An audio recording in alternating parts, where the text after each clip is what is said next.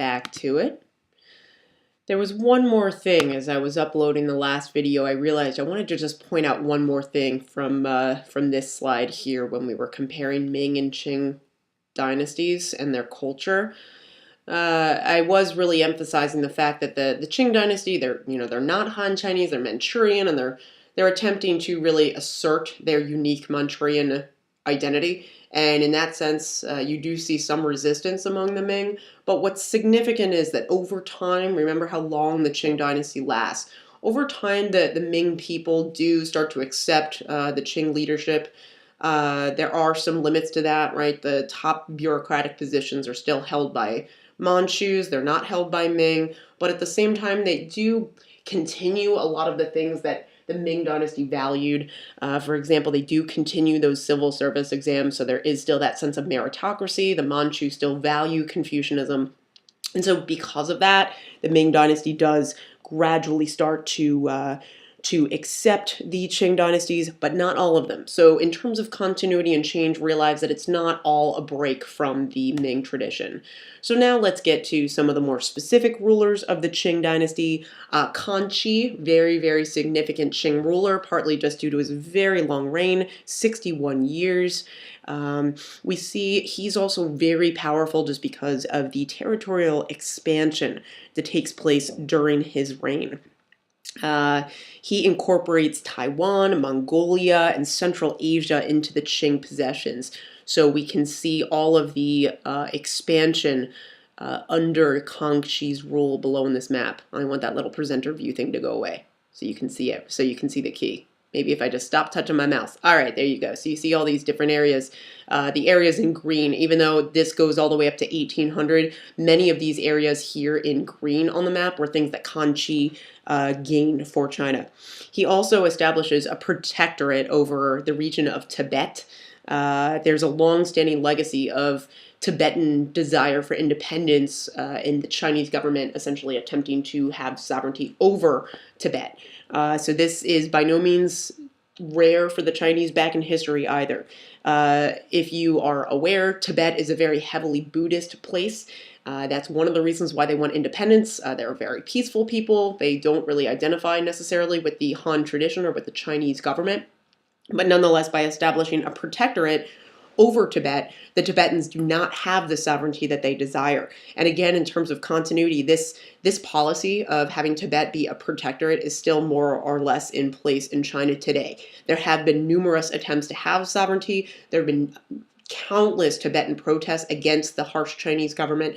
But nonetheless, as far as the geographic borders are concerned, Tibet is considered politically part of China. Okay, so Kan Chi and religion. He sort of has a mixed approach towards the Christian missionaries that were in China.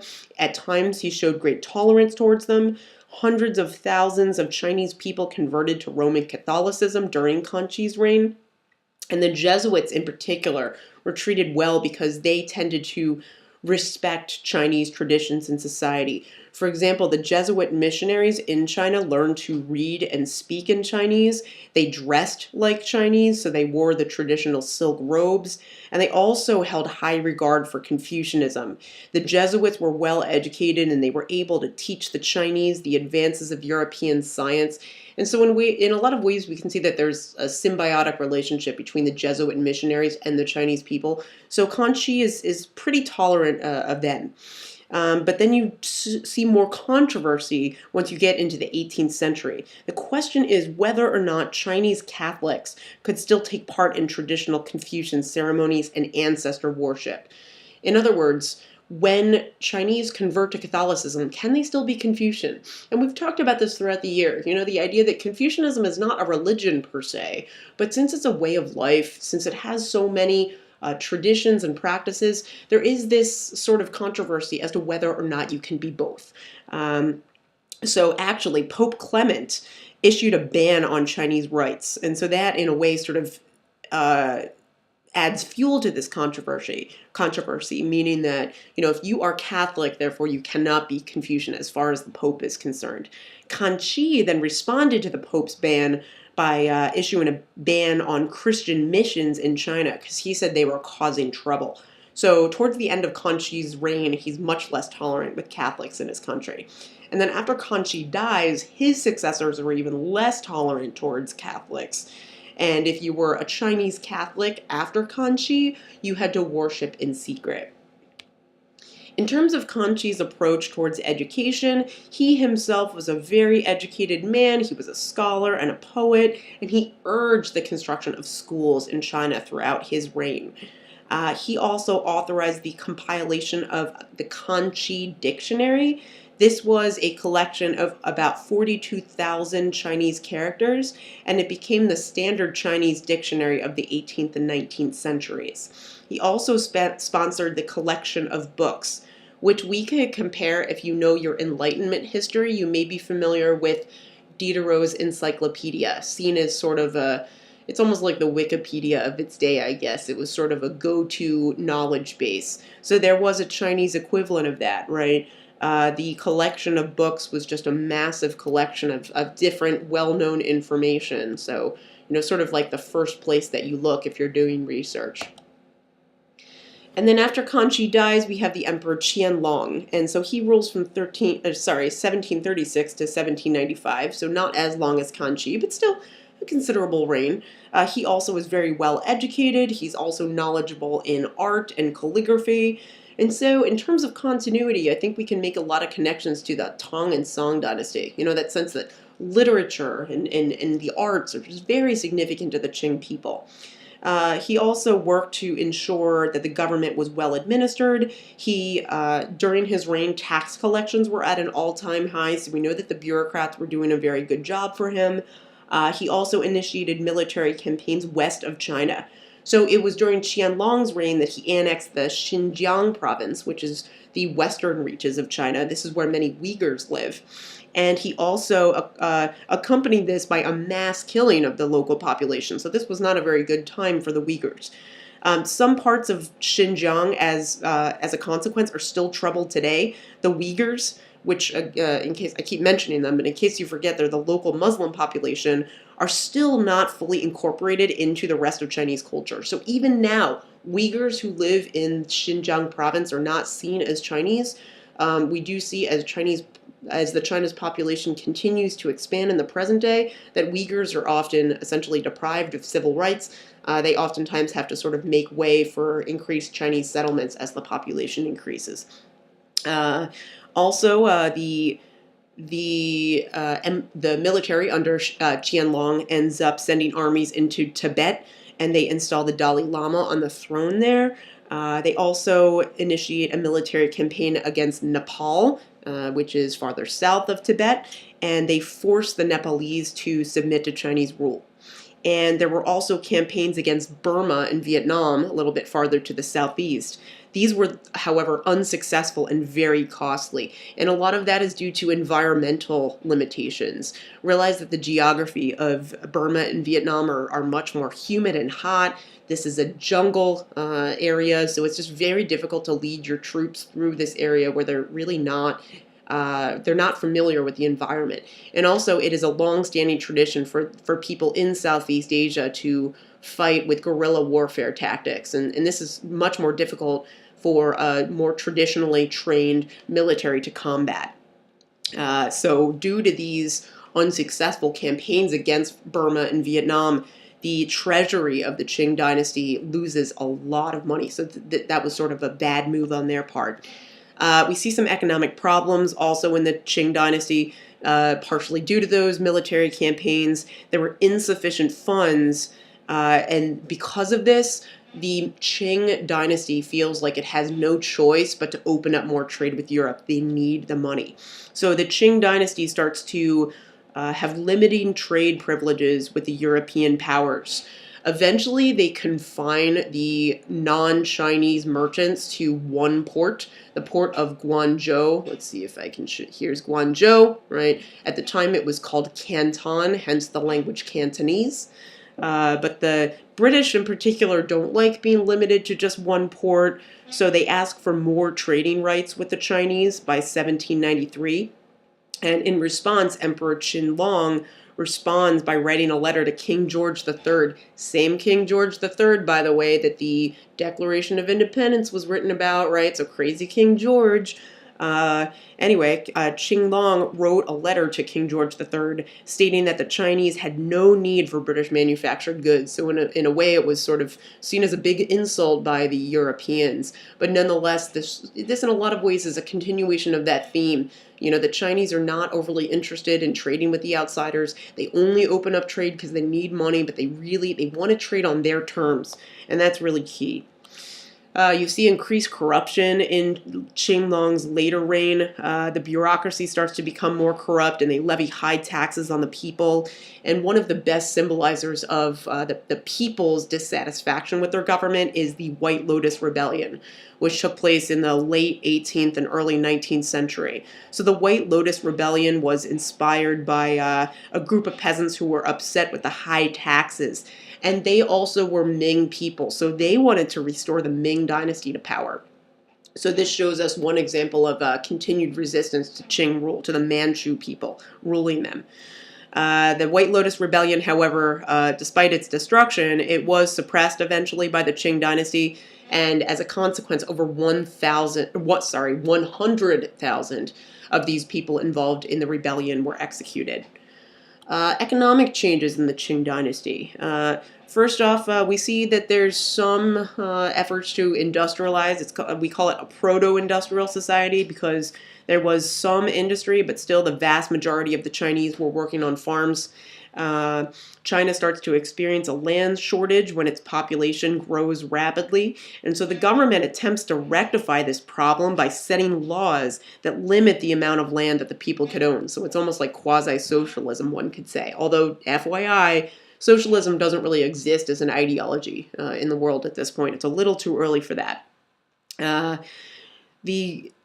China increases the amount of exports during this period as well, so you can see, again, more of a growth of interregional trade, even though some Chinese are nervous about that. Some of the main commodities that they export are tea, silk, and porcelain, and these products are mainly going to Europe and India. And these exports were largely purchased with silver. So the Chinese were not really interested in importing outside goods, like we said in the earlier slide, this earlier slide, right, that Qianlong told King George, we don't want any British products, right? So that sort of continues. We see that because the Chinese are actually accepting silver for their goods, they're fine with producing everything locally. They just want to trade their manufactured goods with the outside. So in order to meet the demand for these products, we start to see an increased number of silk workshops throughout China. Oftentimes former peasants were able to work there for wages. So this land shortage problem was solved in some ways with giving peasants jobs in these more industrial places.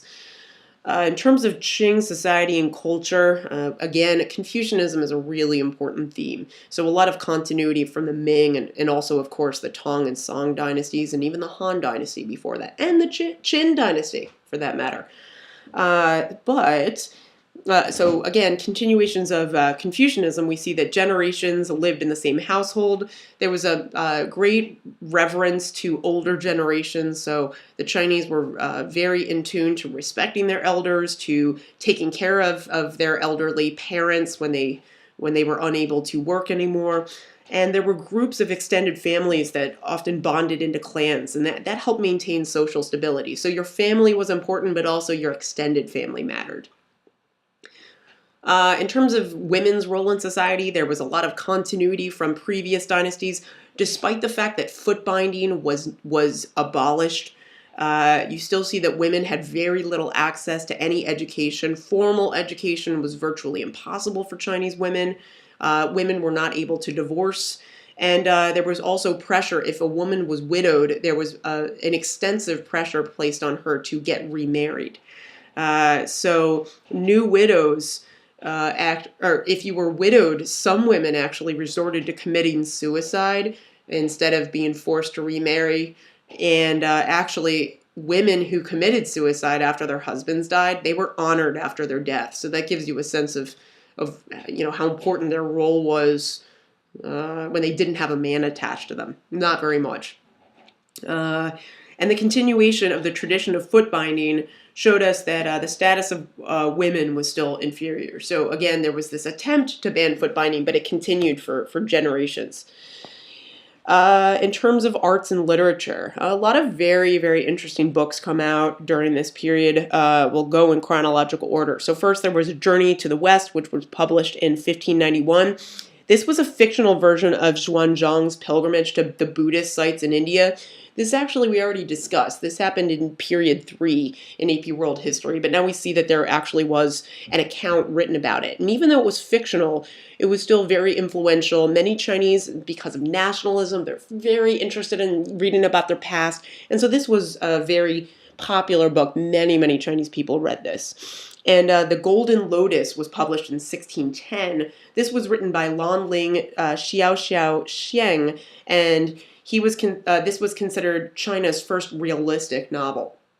And then in 1791, The Dream of the Red Chamber was published by Qiao Qin, and this was a romance novel about life among 18th century aristocrats. It was written in the Chinese vernacular, which was based on Mandarin Chinese. So we see that related languages spoken in northern and southwestern China is the main language chosen for literature. And so, popularizing Mandarin Chinese over other dialects also shows us that there's more centralization in the Qing dynasty. And still to this day, of course, Mandarin Chinese is the major spoken language in China, despite the fact that there are, just so you know, there still are many other dialects that are spoken throughout China. And then let's look at art, and certainly we could look at continuity between the Ming-Qing dynasties that we're looking at now and previous dynasties like the Tang and Song dynasty. If you are not in my class and haven't watched those videos, go back to those. I have some videos about all the previous Tang dynasties, so check those out if you want to compare and contrast art. So one of the prize possessions in terms of art from the Ming Dynasty was china, right? Or porcelain, I should say, right? The Ming porcelain was characterized normally with this blue and white pattern, right? Still incredibly valuable. If you ever end up going to a museum that shows Chinese fine art, you're probably going to see a Ming vase somewhere, right? And so this one below, you see that in particular, the most prominent image on this vase is a dragon, which was seen as a symbol of strength and resilience, and it still is in China. So dragons are very popular in these dynasties. And there were also many woodblock prints. So woodblock print meaning that it was created by the Chinese printing system. Remember that the Chinese actually developed sort of their equivalent of movable type much earlier than the Europeans did. The Johann Gutenberg printing press was the mid-15th century, but the Chinese were already printing by about the 900s, so still during the Tang Dynasty.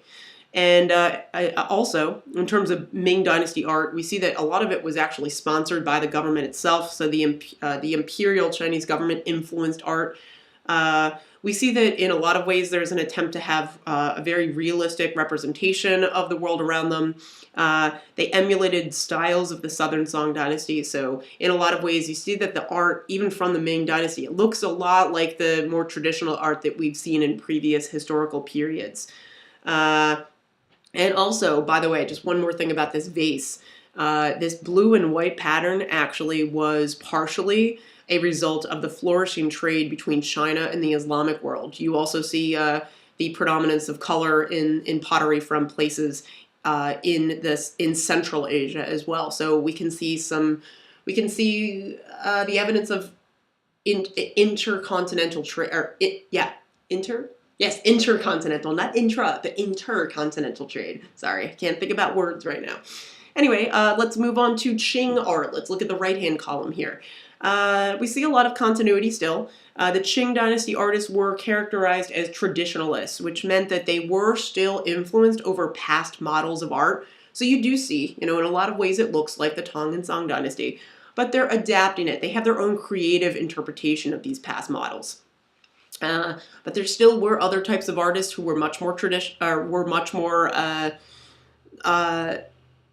interested in kind of continuing the more Ming style art, right, which was, you know, really sticking to the Song and Tang dynasties before that, and they were called loyalists and individualists. So those artists were either former Ming subjects who were forced to retire after the Ming dynasty fell, and many of them end up moving to Nanjing, which used to be the southern capital of the Qing dynasty, and or actually of the Ming dynasty rather. And they still maintain a connection with Jesuit missionaries, and so you do see that a lot of their art has more of a Western influence, and they lack access to former models of art, so a lot of times they basically draw their influence from surrounding scenery, from their drawing stuff that they see, right? So that's an interesting development because in some ways these former Ming artists are sort of ostracized from society, and so they develop their own unique style, which can be exhibited down here. This is more of a traditionalist piece of art because you see it's influenced from this, but their use of color is definitely distinct. So I guess when you're summarizing the evolution of art, in general, I think that continuity can be emphasized more, but you do see some change. I think, you know, this is a good example of change, this demonstration of more cross-cultural trading with the Ming pattern vase, and then also with this style of art, which is in a lot of ways, I guess, more minimalistic than what you see in a lot of other art pieces.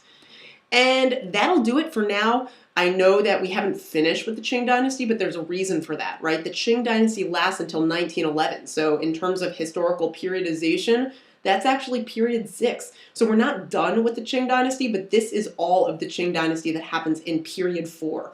So as far as up to the year 1750 goes, we're good for the Qing Dynasty, but we will come back to it later on in the year. So thanks for watching. As always, I hope this helped not only my classes, but AP World classes all over the country. Feel free to subscribe if you haven't already. I'm Miss Sutton, and thanks as always for watching.